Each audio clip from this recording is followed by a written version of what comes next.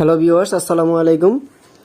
আজকে আমি আপনাদের দেখাবো যে কিভাবে কিবোর্ড ফ্লোটিং করবেন, মানে কিবোর্ডটা নাড়াচাড়া করবেন। যেমন দেখেন, আমরা যখন একটা ফেসবুকে কোনো একটা স্ট্যাটাস লিখতে যাই বা যে কোনো একটা কিছু লিখতে গেলে বা কোনো একটা পোস্ট লিখতে গেলে, তখন এই জায়গায় কী করতে হয়, একটা পোস্ট লিখতে গেলে অনেক সময় উপর দিকে লিখতে হয়, নিচের দিকে আবার তাকাতে হয়। তো এই জিনিসটা সবচেয়ে বেশি কষ্ট হয় যখন আমরা বাংলা লিখতে যাই। আমরা বাঙালি, কিন্তু ভালো করে বাংলা লিখতে গেলে তো আমাদের যত ঝামেলা হয়। বাংলা ভাষা সারাদিন কথা বলি আর বাংলা ভাষায় লিখতে পারি না, সাধারণত বাংলা টাইপও পারি না। ইংলিশ টাইপ যাও একটু একটু পারি, বাংলা টাইপ তো আর পারি না। আচ্ছা, তাহলে এই জন্য খুবই দরকার কিবোর্ড ফ্লোটিং করা। কিবোর্ড ফ্লোটিং শুধু যে এখানে করতে পারে এমন না, পিসিতেও করা যায় অনেক সময়। তো আমি দেখে মোবাইলে কিবোর্ডটা কীভাবে ফ্লোটিং করবেন। এই যে কিবোর্ডটা আছে, কিবোর্ডটার নাম হলো জিবোর্ড, মানে গুগলের একটা কিবোর্ড। তো গুগলের সব সার্ভিসই তো ভালো, একের জিনিস পান আর আপেল কোম্পানির মতো। তো কী করবেন, এই যে 3 ডট মেনুতে যাবেন।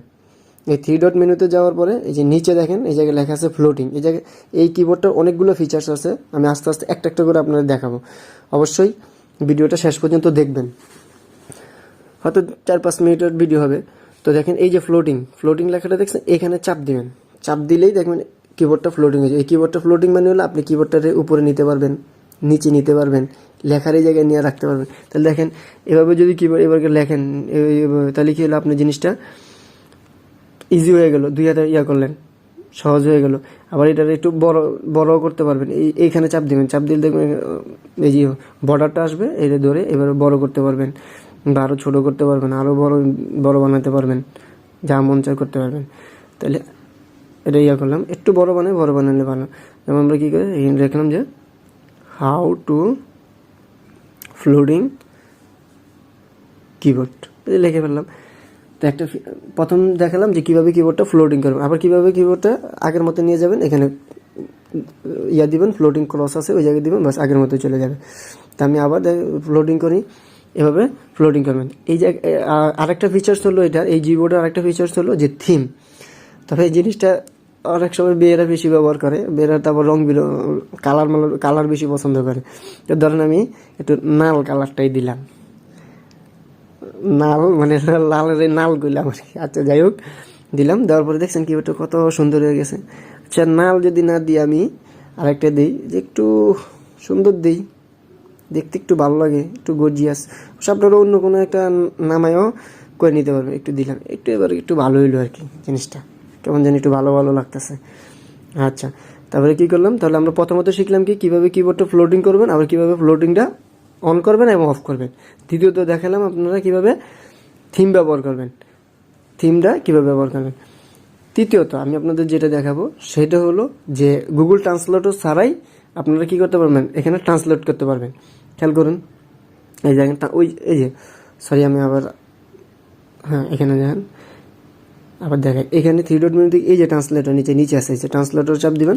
দেখেন আমি এখানে লিখি, আপনি ইংলিশ থেকে বাংলা করতে পারেন, বাংলা থেকেও ইংলিশ করতে পারবেন। ধরেন এই যে বাংলা থেকে ইংলিশে আমি এখন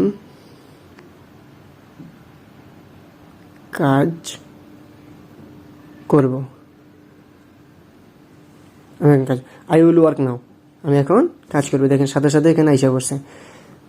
ওকে, এখন যদি আমরা এটাকে চাই যে ইংলিশ থেকে বাংলা করবো, মানে একটা ইংলিশ সেন্টেন্স লাগবে, সেটা যেত বাংলা, তাহলে আপনারা কিন্তু ফেসবুকে সুন্দর করে একটা ইংলিশ পোস্টও করতে পারবেন, বাংলা পোস্টও করতে চান, ইংলিশ থেকে বাংলা হলো। এখানে লিখে দেবেন, আমি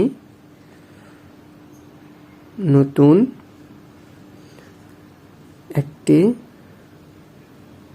একটি ভিডিও আপলোড করব।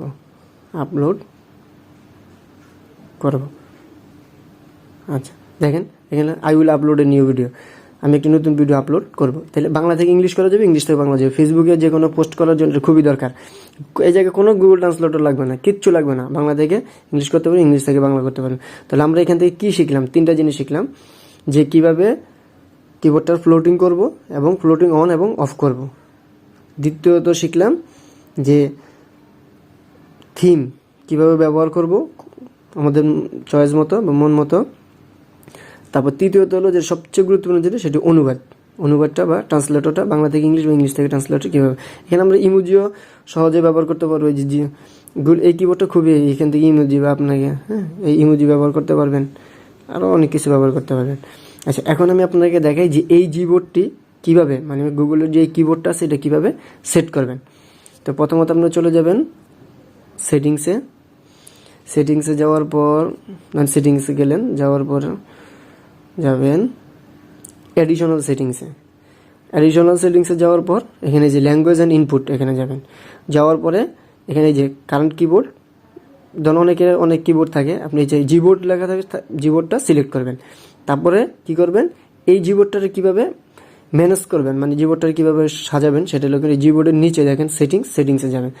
সেটিংসে যাওয়ার পর খেয়াল করেন এখানে কিন্তু বাংলা প্রথমত অ্যাড থাকে না, বাংলা অ্যাড থাকে না, এগুলো বাংলাটা অ্যাড করে নিতে হয়। এখানে শুধু ইংলিশ থাকে, যেমন এই যে বাংলা আমি ডিলিট করে দিলাম আপনাদের দেখানোর, যেহেতু আপনারা বুঝতে পারেন সহজে। সেখানে এই যে অ্যাড কিবোর্ডে যাবেন, যাওয়ার পরে এখান থেকে বাংলাটা সিলেক্ট করবেন, এই যে বাংলা এসে পড়বে।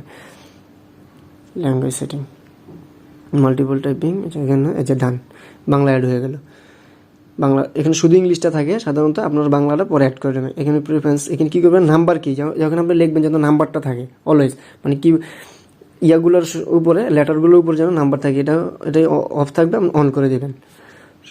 শো ল্যাঙ্গুয়েজ সুইচ কি, ওই যে এখানে একটা সুইচ কি আছে, সেটাকে সুইচ কি যে আমি আপনাকে দেখাই। সুইচ কি হলো এরকম, যেমন এই যে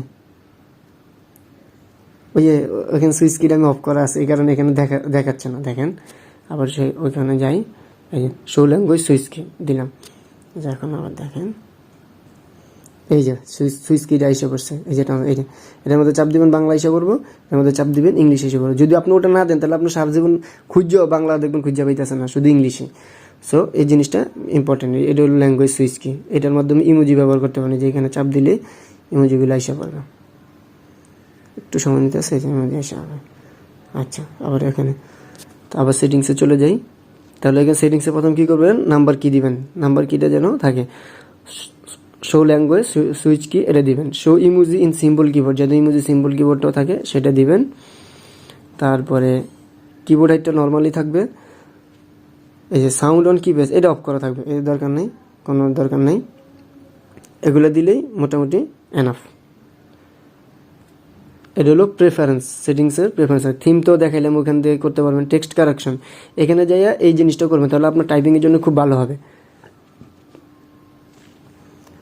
এই যে অটো কারেকশন, মানে আপনি একটা ভুল লিখলেও যেন ভুল ওয়ার্ডটা সঠিকভাবে দেখায়, এটা হলো auto correct words while typing.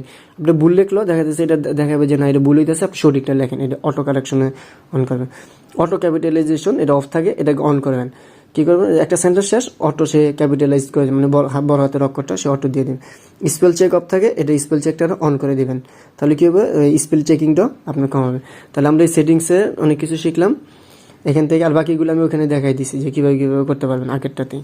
তো ল্যাঙ্গুয়েজটা সেট করবেন, ল্যাঙ্গুয়েজটা এখানে থাকবে না, বাংলাটা এখানে কী করবেন, এখানে অ্যাড কিবোর্ড দিয়ে বাংলাটা অ্যাড করবেন। প্রেফারেন্সে গিয়ে কী করবেন, নাম্বার কিটা যেন থাকে। আর switch language, show language switch কি এটা অবশ্যই দিবেন, এটা না দিলে কিন্তু আপনি বাংলা জীবনে খুঁজে পাবেন না, এটা অফ থাকবে, অন দিবেন। তারপরে সেটা শেষ। টেক্সট কারেকশনে গিয়ে অবশ্যই যেগুলো আমি দেখাই দিলাম এগুলো অবশ্যই দিবেন। শো ইমেজের সাথে এটা দিবেন, অটো কারেকশন দিবেন, অটো কারেকশন অফ থাকবে, অন দিবেন অবশ্যই। অটো স্পেস আফটার পাঞ্চুয়েশনের পরে অটো স্পেস এটা দিবেন। আর অটো ক্যাপিটালাইজেশন অফ থাকবে, এটারও অন করে নেবেন। স্পেল চেক এটা দিবেন অবশ্যই। সব কিছু আবার দেখাই দিলাম। তো আজকের ভিডিওটি যদি একটু ভালো লাগে অবশ্যই আমার চ্যানেলটি সাবস্ক্রাইব করবেন এবং আমার পাশে থাকবেন। যদি আপনারা আমার পাশে থাকেন আমি নতুন নতুন ভিডিও দিতে পারবো, ভিডিও আপলোড করতে পারবো। আসলে ভিডিওগুলো নিজে যা শিখি সেগুলোই তো আপনাদের দেই। তো আপনারা অবশ্যই আমার চ্যানেলটি সাবস্ক্রাইব করে আমার পাশে থাকবেন।